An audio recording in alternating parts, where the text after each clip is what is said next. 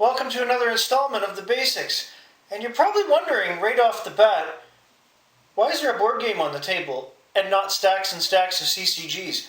Well, I've decided to branch out this show to also showcase board games and strategy related to said board games. And we're starting off with Risk, one of my favorite board games of all time. So, let me show you.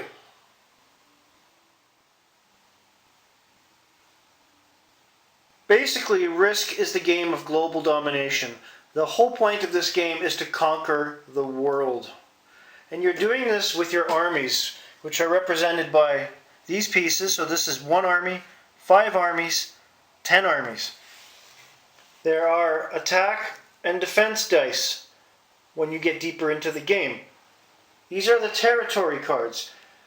So basically, when you start the game, each player involved picks a color of their army. The territory cards are handed out, and one by one, after you get your territory cards, you are placing your armies, starting with 2 or 3, on each of those territories. After the territory phase is complete, you start building up your armies and attacking your opponents. Now, part of the strategy of this game is knowing where to attack, what to attack, and control, and go from there. Because not all points on the map are equal to others. Now, I'm not going to get into that on today's show, because that's going to be on a future episode regarding strategy, but I will tell you that it's not an easy game to win, especially if you're backed into a corner on a certain continent and you're trying to get out.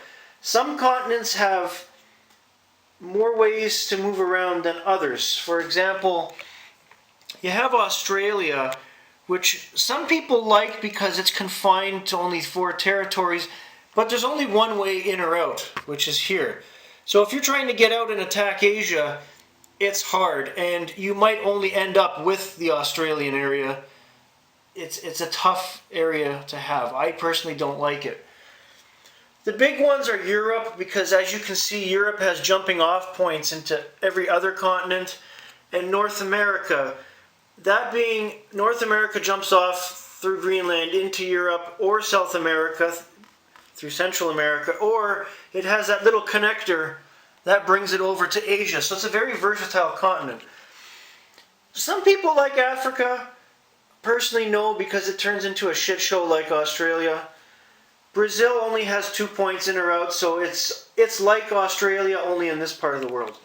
But all in all, it can be a lot of fun as well. Now, that having been said, Risk is a game of complete strategy, and you really have to pay attention to what you're doing on the board at all times. You have to pick your spots. When you're attacking other territories, you have to make sure that you're going in the direction that you want to go, and not just picking a territory at random to start warring with. The more opponents you have, the more complex the game gets. If you start off with a 2-player game, it's going to go longer than a multiplayer game, but you're going to pick up on how to play the game and to advance through territories. The more people you have, it not only does it get more complex, but you have more variables, and you're going to have a lot of people trying to do the same thing you are, or develop their own strategies, of which I will have more on a future episode. That's all for today. Have a great day.